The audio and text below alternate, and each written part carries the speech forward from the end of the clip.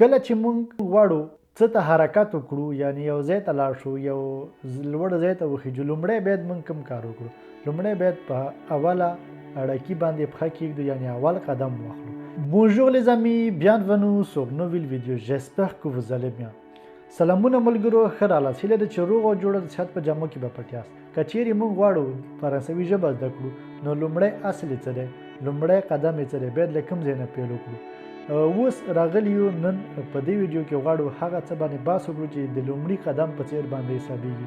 یعنی کله چې موږ په فرانسوي ژبه کې خبرې پیل کول غواړو نو لومړی باید موږ دغه کوم فورمول چې زه نن تاسو تشریح کوم دا باید زده اوسېږي تر څو موږ وکولی شو چې ورو ورو له دې سره خبرې پیل کړو جملې پیل کړو جملې جوړې کړو. راځئ چې هغه اصل نن تشریح کړو. دا د فرانسوي ژبې هغه فعل دی چې تر ټولو ډیر کارېدونکی دی یعنی اتر د اوسېدلو فعل دی. په هره ژبه کې دغه فعل ډیر کارېږي یعنی په هره ژبه کې چې اوسېږي. نو راځئ چې نن په فرانسوي ژبه کې دغه فعل په دقت سره تشریح کړو او ځان پرې وپوهیو. خو یو څه مو له یاده ونه وځي چې قلم او کتابچه مو له ځان سره کېږدئ تر څو دغه نوټ ونیسئ چې دغه نوټ ډېر په درد خوړونکی نوټ دی او تر څو موږ وکولی شو چې دغه خپله حفظ کړو او په روزمره ژوند کې یې وکاروو. زیاتره ملګري همدا وایي چې داسې جملې جوړوي چې په روزمره ژوند کې زموږ په درد وخوري. نو همدا ځای نه پیل کېږي چې موږ په روزمره ژوند کې کومې جملې په درد خوړل کېږي هغه د همدې ځای نه جوړولی شو. نو د اتر فعل په فرانسوي ژبه کې تر ټولو ډېر مهم فعل دی. پرته له معطلۍ راځي چې دغه فعل په ګډه تشریح کړو. د نن درس لومړی موضوع لیپخونوم سوژې دی. لیپخونوم سوژې یعنې ضمیرونه ځه ته ویل کېږي. کله چې موږ غواړو یو فعل په جملو کې وکاروو نو تر ټولو لومړی باید موږ ضمیرونه زده وي تر څو د هر فعل لپاره ضمیر ولیکو د ضمیر نه وروسته بیا یو فعل وکاروو که نه پرته له ضمیر موږ هیڅ فعل نشو کارولی. نو همدا ضمیرونه دي چې موږ کولی شو ورته فعل په جملو کې وکاروو. راځئ دغه ضمیرونه لومړی ولولو او تشریح هم کړو. په لومړۍ ډله کې چې کوم راځي هغه سنګولیه دي. سنګولیه یعنی مفرد دی یعنی یو شخص ته او پلوریال یعنی جمع دی چې د ډیرو شخصونو لپاره یا ډیر اشخاصو لپاره کاریږي. نو اوس راځي لومړی سنګولیه تشریح کړو. سنګولیه لومړی ضمیر چې دی ژو زما لپاره دی او ژ چې دی خالي ژ اپاستروف لري دلته یو دانه دا یعنی د هغه فعل لپاره کاریږي چې کله یو فعل په ویل باندې شروع شي. خو دغه فورمول یوازې د ژو لپاره دا ډول دی. د نورو ضمیرونو لپاره توپیر نه کوي که په ویل توري پیل شي که په کنسون توري باندې یو فعل پیل شي. نو راځئ دا به هم لږ وروسته ولولو تشریح یې کړو. او دوهم ضمیر چې کوم دی هغه چو ده. چو یعنی ته ژ زه چو ته. ایل نارینه ته کاریږي ال ښځینه ته کاریږي. اون د جمع فعل دی خو ځای دلته دی یعنی د کارېدلو طرز او تلفظ یې دغه ځای کې راځي یعنی د ایل او ال سره راځي خو ولې معنا د نو معنا ورکوي یعنی د موږ معنا ورکوي. دا ډیر په فرانسوي ژبه کې نه کاریږي خو ښایي ځینې ځایونو کې تاسو ته مخې ته راشي. همدې لپاره زه غواړم د اوس نه تشریح کړم درته چې تاسو اړتیا نه لرئ تل دغه ضمیر وکاروئ. تاسو کولی شئ نو ضمیر وکاروئ. ښه اوس ژو چې اوس زما لپاره و چې ستا لپاره ایل د نارینه لپاره ال د ښځینه لپاره او نو د جمع لپاره و چې په انفورمال ډول باندې. ها اوس راځو پلوریال ته. پلوریال یعنی جمع ته ویل کېږي یعنی زیاتو اشخاصو لپاره. د نو چې دی زموږ لپاره زموږ او وو ستاسې یا تاسو. نو مونږ وو تاسو یا تاسې او ایل چې اس سره لیکل کېږي دا د هغوی نارینه‌و د جمع لپاره دی او ال دا د ښځینه‌و لپاره کاریږي یعنی پلوریال. دلته یوازې اس راځي خو اس نه تلفظ کېږي. دا د خواته چې کوم دي دا ضمیرونه هم ایلو ال ویلی کېږي تلفظ کېږي او دا هم ایلو ال تلفظ کېږي. خو ځینې ځایونو کې چې کله د دغه ضمیر لپاره دلته یو فعل په ویل باندې پیل شي یعنی د اس د دوه ویل تورو له منځه راشي یعنی ځینې وختونه دا بیا لیزون کېږي دا بیا د زد غږ ورکوي. نو دا به انشاءالله په راتلونکي فعلونو کې تشریح کړو په ګډه سره. نو اوس لپاره همدومره بسنه کوي چې تاسې ضمیرونه زده کړئ چې ضمیرونه کوم دي په فرانسوي ژبه کې. په فرانسوي ژبه کې دغه ضمیرونه دي چې تاسې لګولئ، دغه اون ضمیر چې و د نو لپاره و، د موږ لپاره و، خو همیشه نه کارېږي. زه یو ځلې بیا دا ټول دلته ولم او تاسې هم راسره تکرار کړئ. je, je, j'ai, j'ai, tu, il, elle, on, nous, vous, il, elle. ملګرو دا ټول ضمیرونه د فرانسوي ژبې او راځي چې له دې نه وروسته د فرانسوي ژبې یو فعل چې هغه ایتخ دی، لکه څنګه په لومړی کې موږ ویلې چې موږ به د ایتخ فعل تشریح کوو، راځي چې هغه په ګډه تشریح کړو. ښه ملګرو، ما ټول ضمیرونه په شنه رنګ باندې لیکلي او کوم فعل چې دی د ایتخ فعل دا ما په تور رنګ باندې لیکلي. verb خپل فعل دی ویل کېږي، ایتخ چې دی د اوسېدلو فعل دی. فرانسوي ژبه کې ایتخ د دریمې ډلې له فعلونو څخه دی چې په ټوله معنا ګډوډ لیکل کېږي. موږ یوازې او یوازې د زده کولو لپاره باید دغه ټول لیکل خپل ځان سره زده کړو، یعنې ثبت کړو، یعنې حفظ کړو. نو د دې لپاره چې موږ دا ټول، ځکه چې دا یو ډول نه دي، کله چې موږ یو فعل زیاتره فعلونه شته دي چې هغه اسانه دي، هغوی یوازې هغه اول چې موږ فعل لیکو د هغې نه وروسته ټول یو ډول باندې لیکل کېږي، کوم خاص تغیرات پکې نه راځي. خو ایتخ یو فعل دی چې د درېیمې ډلې له فعلونو څخه دی، ګډوډ دی. ښه راځئ پروا نه کوي چې هر رقم ته دی، نو انشاءالله زده کوي. همدې لپاره لومړی مو دا فعلونه پیل کړي چې دا سخت دي لږه، تر څو دا مو زده شي اسانه، خو بیا وروسته اسانه دی، هغه به لا راحته زده کړو. نو راځئ چې پیل یې کړو. je suis زه یم. tu es ته یې.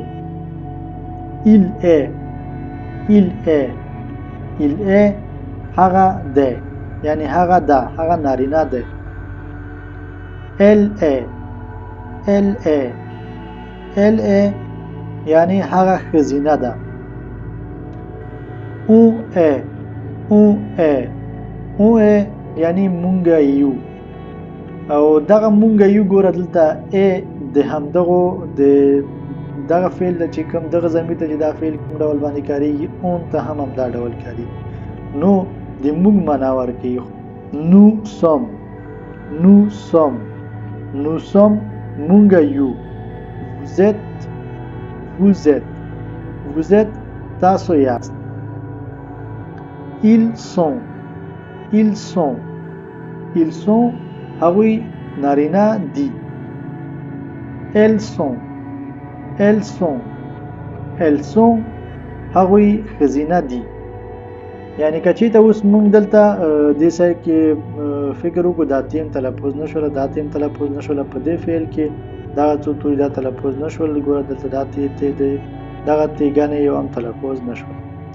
نو دا به انشاءالله وروسته زده کوو، خو تاسې تر همدې ځای پورې همدا زده کړئ چې د دغه فعل کارول په جملو کې په دغه ډول باندې راځي. ښه، دا و د ایتخ فعل چې په جملو کې مو یعنی په ضمیرونو باندې مو وکارول. اوس راځئ چې په جملو کې هم دغه ایتخ فعل وکارو تر څو ښه مو زده شي او وپوهېږو چې مثلا په کوم ډول باندې په کوم حالتونو کې موږ کولی شو دا فعل وکارو. نو راځئ چې بله برخه پیل کړو. ښه ملګرو، دلته ما یو څو جملې جوړې کړي دي چې تاسې کولی شئ د همدغې جملو ترڅنګ خپله جملې ولیکئ. او هغه لیکل چې ما په سره قلم باندې کړي دي، یعنې په سره رنګ باندې، دلته تاسو خپل معلومات پکې اضافه کړئ او یو څو جملې نور اضافه پکې جوړې کړئ. نو راځئ چې دغه جملې ولولو تشریح کړو.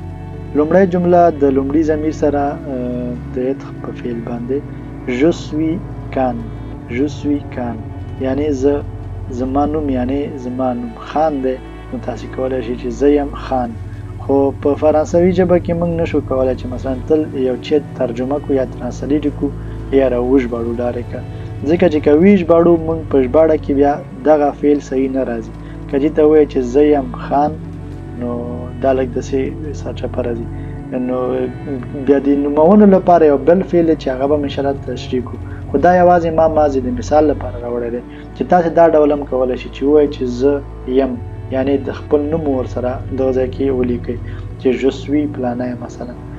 او دلته je suis étudiant، je suis étudiant یعنی زه یم زده کوونکی، زه زده کوونکی یم. دا ډول tu es dans la classe، tu es dans la classe، tu es dans la classe یعنی ته یې په کلاس په صنف کې په ټولګي کې، یعنی دان چې د دان داخل ته ویل کېږي، ته د ښوونځي په داخل کې یې. او il est petit، il est petit هغه کوچنی دی یعنی وړوکی دی. elle est petite، elle est petite هغه کوچنی ده، هغه کوچنی ده، هغه کوچنی ده یعنی وړوکی دی، هغه وړه دی. لکه دا ډول دا چې دی وړوکی دی دا وړه دی.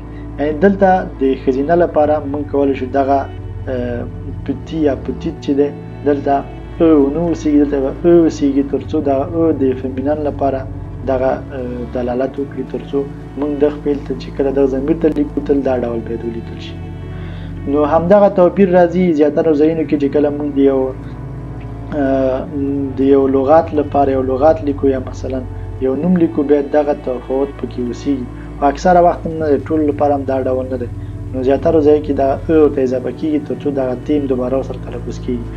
یعنی elle est petit په بخښنې سره، il est petit، elle est petite. نو دغه د دواړو لپاره دا ډول کاریږي. او دغه فعل دغه ضمیر چې د اون د اون لپاره دا ډول تلفظ کېږي. on est content، on est content یعنی مونږ خوښ یو، مونږ خوشحاله یو. دا په دې ډول باندې تلفظ کېږي. او بل nous sommes à Paris، nous sommes à Paris مونږه په پاریس کې یو، مونږ په پاریس کې یو. vous êtes afghan، vous êtes afghan تاسو افغانان یاست. زه مطمئن یم چې دا ویډیو به تر ډیره افغانان ګوري، نو ځکه مې دغه مثال هم په دې ډول باندې راولی. ګورل کله چې موږ افغان لیکو یعنی که ان اوسېږي اس ونه اوسېږي اخر کې، یعنی دا یو نفر باندې دلالت کوي، یعنی یو افغان. کله چې موږ دلته وزت وایو یعنی تاسو افغانان یاست، موږ باید یو اس ورسره اضافه کړو، خو اس تلفظ کېږي نه، یوازې په لیکلو کې راځي وزت افغان یعنی تاسو افغانان یاست. ils sont mes amis، ils sont mes amis هغوی نارینه، هغوی زما ملګري دي، هغوی زما ملګري دي یعنی هغوی نارینه زما ملګري دي. او که چېرته بیا موږ وایو دغه هغوی ښځینه بیا وایي elles sont mes amis، elles sont mes amis تلفظ یو ډول دی، خالي ایل او ال کې تفاوت راځي. او سون مغه امی دی، می دی دلته چې جام دي کنه ته لپاره ډیر دي، بیا به دلته اخر کې یو اس ورسره لیکو چې امی هم جام راشي. او دلته چې د هماغه ډول لیکي کې خو دلته یو د اس نه وړاندې و او اخلي یعنی دا فمینن دي، یعنی دا چې دي ښځینه دي، یعنی هغوی زما ملګري دي، هغه ښځینه. نو په دې ډول باندې تاسو کولای شئ چې په ډېر راحتۍ سره دغه فعل هم وکاروئ په جملو کې. او همدغه نه تاسو کولای شئ چې جملې جوړې کړئ، خپل ځان سره یاداشت کړئ. نو تر بلې ویډیو مو په لاس سپارم. ښې چارې، ښه وختونه. ښه ملګرو، لکه څنګه چې تاسو ولیدل چې په دې ویډیو کې موږ د فرانسوي ژبې ضمیرونه او فعل دواړه تشریح کړل. یعنی لومړی د فعل لپاره موږ څه ته اړتیا لرو، هغه ضمیرونه دي، یعنی پخونوم سوژه، پخونوم سوژه ته موږ اړتیا لرو. دا موږ تشریح کړل چې کوم د چا لپاره څه رقم کاریږي، په کومو وختونو کې جمع کوم دي، مفرد کوم دي. او اوس دا چې تاسو دغه ټول له ځان سره ولیکل او یاداشت مو کړل، نو بیا یې له ځان سره تکرار کړئ تر څو ښه مو زده شي. او د نن ورځې ستاسو لپاره تمرین به دغه وي چې تاسې باید خپل ځان په اړه معلومات یا خپل د اوسېدلو ځای د اتخ په فعل کې چې کوم جملې جوړولی شئ تاسې هغه ماته جوړې کړئ او دلته یې ولیکئ راته په کومنټ کې تر څو وګورم چې تاسو د یت فعل تر کوم ځای پورې زده کړی دی. تر بلې ویډیو مو په الله سپارم. ښې چارې ښه وختونه. د الله په امان.